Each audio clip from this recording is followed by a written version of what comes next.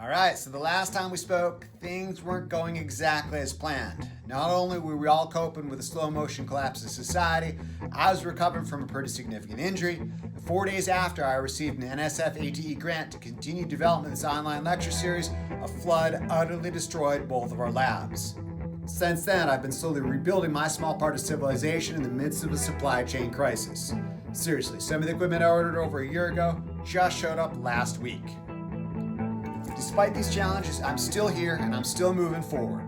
I was happy to resurrect the Columbia Gorge Electromechanical Technology Advisory Committee, where numerous regional employers discussed the necessary skill set for those employed in the power generation transmission industry and advanced manufacturing. As a result of this effort, significant updates were made to the course content and delivery methods for our program, ensuring it remains technically relevant and well equipped to meet these needs.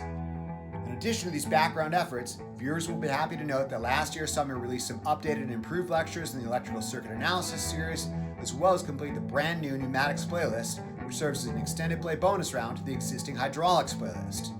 This new Pneumatics playlist covers the combined gas laws, pneumatic schematics, compressors, pneumatic components like directional control valves, logic valves, quick exhaust valves, air piloted valves, air motors, and more.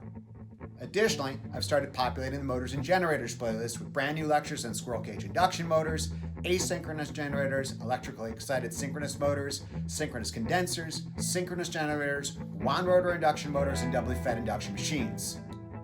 Now you gotta imagine this scene. The dark days are behind me and everything is looking up, and bam, this happens. It's nothing major, but I do have a pin in my wrist that's driving me crazy.